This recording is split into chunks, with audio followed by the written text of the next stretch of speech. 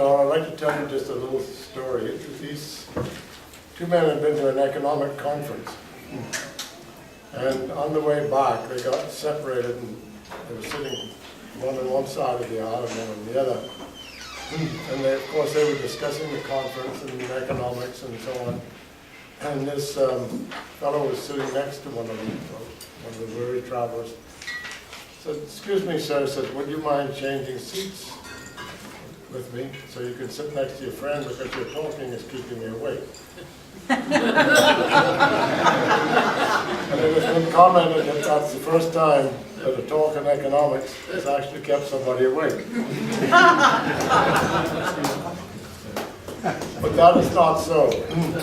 In May of this year, I had the privilege of listening to a presentation at a smaller gathering at the Nassau Institute by Mr. John Tomlinson.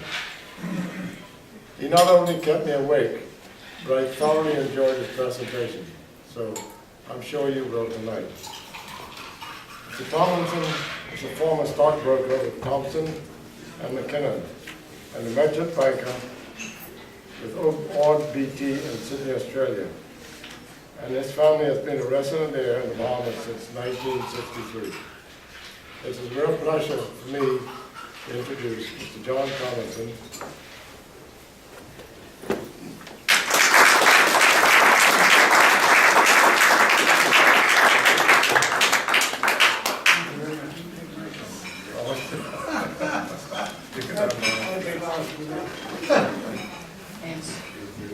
I hope I don't put you in. Good evening. Now, the last time I spoke to the committee of the Nassau Institute, I also promised to address the requirements of the free market and how to maintain freedom in a society. With your permission, I would like to address that now. As usual, for me anyhow, I begin by looking at the basics. If we don't have those clear in our minds, we can easily misunderstand what's happening. Economics is the study of human action. Human action is about human energy. From the moment we're born, we expend our energy in one direction or another. We cannot spend our energy without replacing it. Initially, we replace it from our mother's breast, and then we replace it through eating. Now, there's a relationship in nature between the energy we receive from what we eat and the energy we expend both to get the food and to eat it. For instance, if we expend more energy picking, cleaning, biting, chewing, swallowing, and digesting an apple than we receive from it, we're likely to do it twice. When we were nomadic, we were free to pick and eat an apple and eat it, but then we settled on the land. With that came property rights and laws to protect private property. Some people owned and controlled land and others didn't. Those who didn't had no legal access to land. They asked the owner of the land if they could pick one. The owner of the land could then require them to pick two, or leave him one, or perhaps even to pick 100 and leave him 99. In both cases, the owner of the apples would have required the hungry person to expend more energy than nature intended.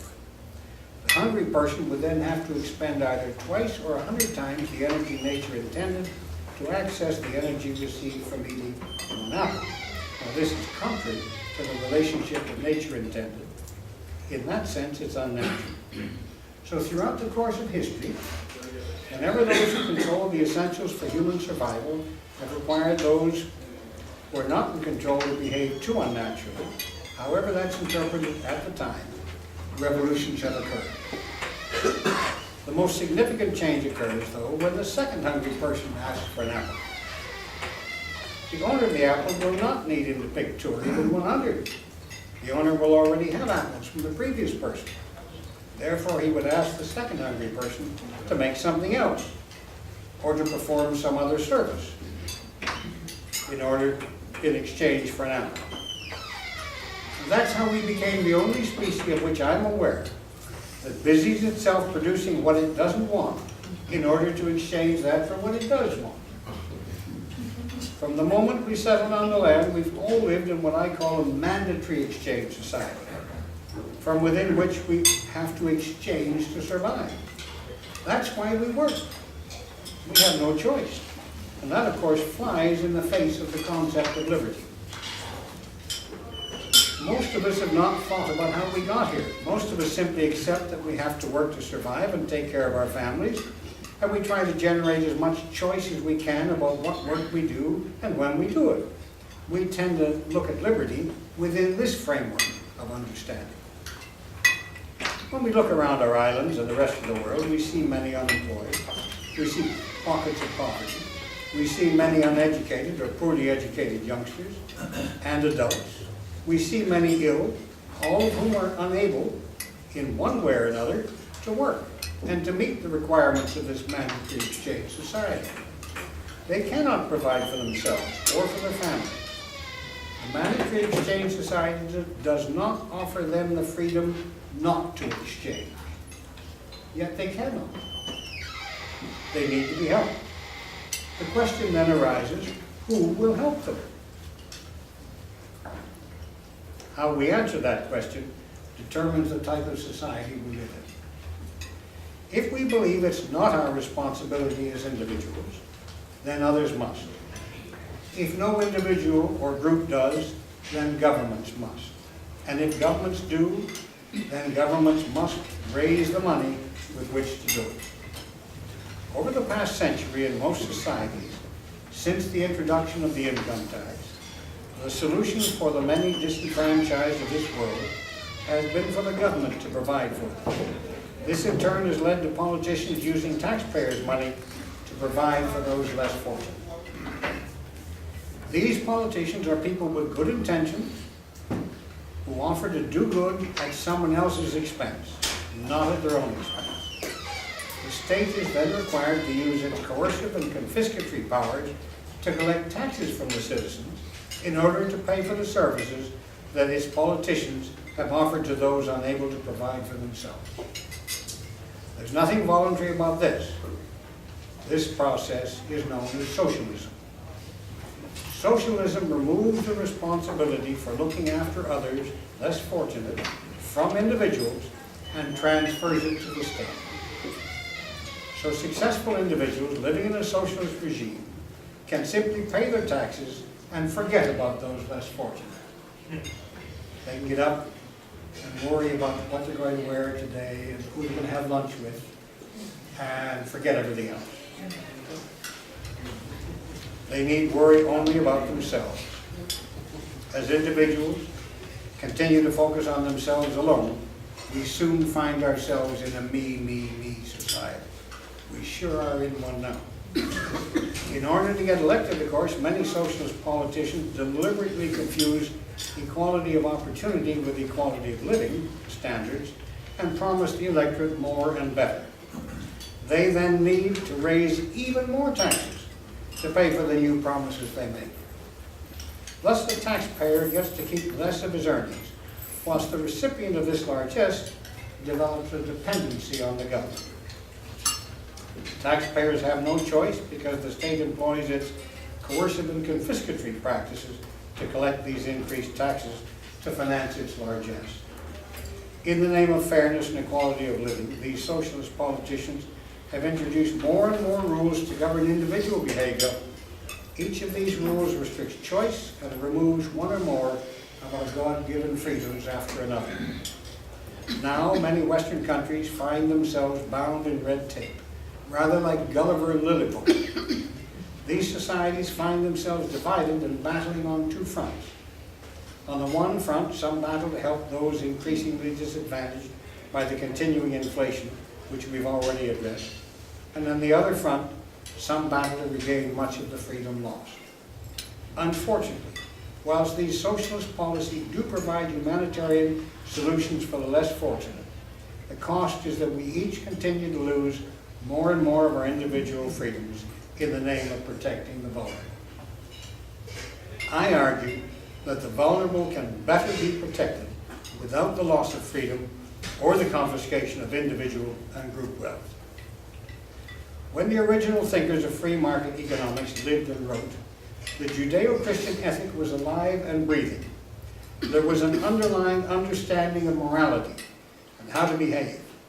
People understood their responsibilities to each other as well as their rights. Today, in too many people, that understanding no longer exists. They understand their rights, but not their responsibilities to each other. Today, too many people are really looking for a license to improve their own position without regard to the position of others. The world today has become too focused on me. The cause of freedom has been hijacked by the greedy. This can lead to those of us who are genuine advocates of free markets being seen as heartless, nasty, and uncaring. The socialists then use these labels at every election to win votes. And if we're not careful, this can lead to further losses of our freedom and in due course total loss. If we wish to regain our lost freedoms and not lose further freedoms, we must awaken to the danger of failing to understand or even be aware of our own responsibilities in a free society. None of us can be totally free to choose the direction in which we each wish to employ our own energy unless each and everyone else is equally free so to choose. The problem faced by those who cannot provide arises because we've forgotten how to live in a voluntary exchange society or a free market. Instead, we seem to think that God made man to work, and without question we accept that we live in a mandatory exchange society and that the unemployed of this world have got to get on their bikes and find a job to survive, whether or not there are jobs available and whether or not they're capable of handling a job. Too many who seek to implement a market served by voluntary exchanges seem to assume the market will take care of the jobs required. Unfortunately, it doesn't always work out that way, as we can plainly see. Medium to long-term employment is always a sign that the market has not provided adequately, and we need to do something about it ourselves. We must recognize that we are the market, you and me.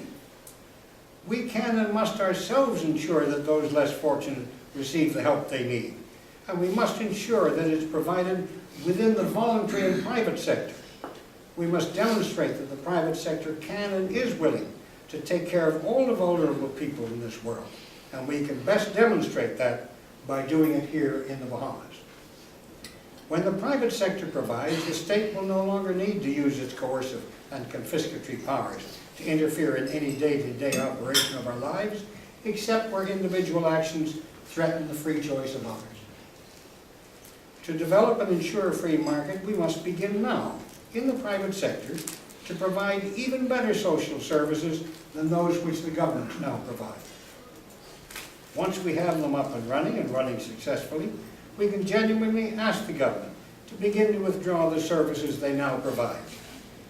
Government budgets can then be reduced and taxes can be reduced, and government interference in our lives can be minimized. So what can those of us that wish to see a free market do as responsible citizens? We must each ask ourselves, how much time can we individually devote to ensuring that the needs of the less fortunate are properly met? We must each ask, how much money can we each individually spare to ensure these needs are met? Some of us will be able to devote time and not money, and vice versa. That's okay. Let's begin. We must each of us individually help to establish in our own community a network of people of similar interests, a network which is capable of identifying those within our communities who are ill, or incapable, or simply unemployed. We must then examine the causes of each inability and see what we ourselves and those within our network can do to help them and to help remove the impediments they face. Then we must begin immediately to provide the help required. So when all the obstacles have been permanently removed and everyone is free to make voluntary choices, and when the needs of those who cannot participate are met, the government can then withdraw and a genuine free market can then exist.